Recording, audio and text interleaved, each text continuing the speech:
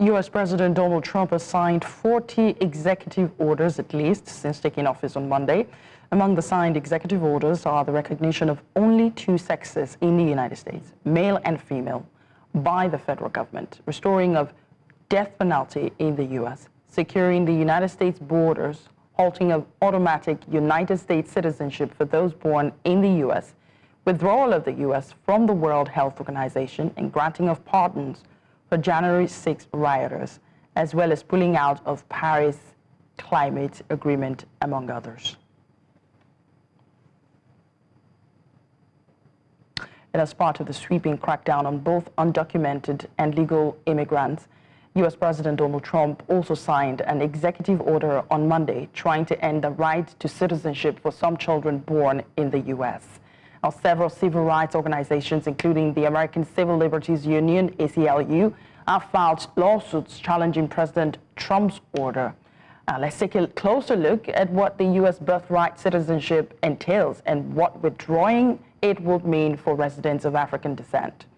In 1866, the U.S. ratified the 14th Amendment to allow black descendants of enslaved people have unrestricted right to citizenship in the U.S. until the law was passed, only while Americans had such rights. Trump's executive order ending birthright citizenship could make it difficult for children born in the U.S. without at least one parent who is a lawful permanent resident or U.S. citizen to become an American citizen. The Citizenship Clause is part of the U.S. Constitution, the nation's founding document. Now, legal experts suggest Trump might need to amend the Constitution in order to remove the guarantee of birthright citizenship for those born on U.S. soil. From Lagos to share his perspective on what the executive order on birthright citizenship means for Americans and, of course, Africans, I am now being joined by God Bless Otubere, a 2019 Mandela Washington Fellow and the founder of Ready to Lead Africa. I know you are not joining us from Lagos. I was a little bit, when you said Lagos, I was like, okay, great. All right, so where are you joining us from? I'm in Washington, D.C. Say that again? I'm in Washington, D.C. Thank you for joining us from Washington, D.C. My first question is, how does this executive order even affect, first of all, Americans of African descent? And then you can tell us what the broader implications would be for Africans. And I'll tell you why I'm saying Africans after your answer. Well, I mean, Americans of African descent do not have a problem with this. They are U.S. citizens already. They're born here. Their parents are all Americans. of them. Go ahead. Are you saying that Africans or Americans who perhaps have kids still outside of the country who want to come in and apply for their citizenship would not be affected by this? So let's be clear. The executive order that Donald Trump has just signed, has not taken effect yet, even if it's going to even succeed in the first place. You need a 30 days period from when it is signed to have effect. So that's the first thing. Second, the 14th Amendment, which you alluded to, cannot be changed by an executive order.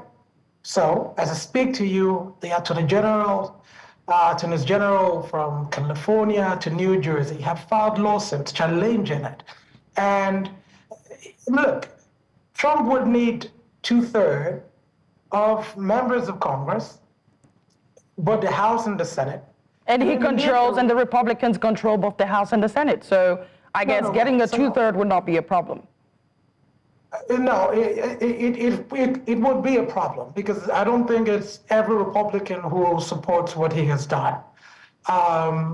So again, when we say you can like what somebody does here and don't like what they do here, it's possible. I can like what you're doing right now and don't like what you're doing later on. And it's not impossible for me to draw that line. And I think that to have 2/3 in both houses, you would definitely need a lot of people just abandoning their principles of what the founding documents or what the founding ideas of America is. And again, I wanted to add this, that you need two-thirds states to ratify that, and I don't see that happening. And again, let's get to the Supreme Court and see what the judges will say, because the interpretation of the 14th Amendment so far has been that anyone born in the United States, even though it did say subject, that are subject to the jurisdiction of the United States, and that is what the minority guys on the right are arguing, that what it means is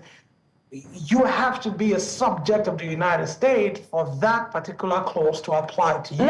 And so this is just a test of, our wordings. Yeah, go ahead, please. God bless. Let us look at how this might affect birth tourism, which is a big deal in Africa. A lot of middle class, upper middle class Nigerians, as well as Africans in general, go to the United States to have children so that they can secure those kids' citizenship, protect their future, if you like. For many of these families, this is a big deal. And I've been hearing from some of them, a lot of people are panicking. Is this the end? Will we still be able to go to the United States to have children? And by virtue of having them there, make them citizens. What is your thought about this? If this pulls through, if Trump pulls through with repealing birthright citizenship, automatic because you were born in the United States, what does that mean for birth tourism? Well, look, I think this is a wake-up call to every other citizen of the world out there. The United States is an exceptional country. Of course, that's why you have the U.S. exceptionalism.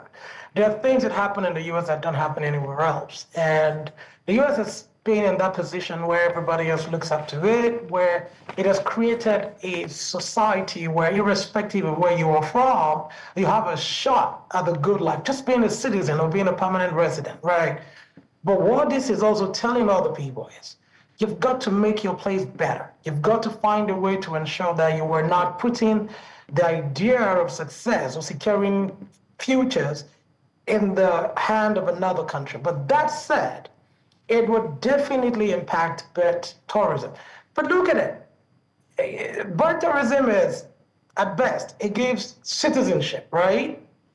But it costs a lot of money for people to do that. Look at what you said, the upper class and middle class, right? Because it's not accessible to people at the lower rung of the ladder. So you realize that though the country is actually making money from the process, now you see the country saying, not the country, you have a leader of the country saying, no, we want to end this practice. Because again, it's not happening outside of, there are variables to it. It's not happening outside of a vacuum, right? There are things that have led to the thinking that, you know what, we need to stop this because maybe it's not helping us. And there are things that I probably cannot say on air.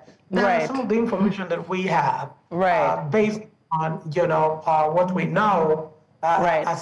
Thanks, God bless. Because I also do know that in 2022, there was a U.S. State Department report on how B-2 visas are being used by mothers who are trying to give birth and flying to the States to have their kids, and then by virtue of that, they get citizenship for them. So there was a lot of tightening up of the visa processes and all of that, and one wonders what's going to happen on the President Trump. We'll keep an eye on the story as we move on. Thank you so much. God bless Otubere, President Ready to Lead Africa, for making out time to join us tonight.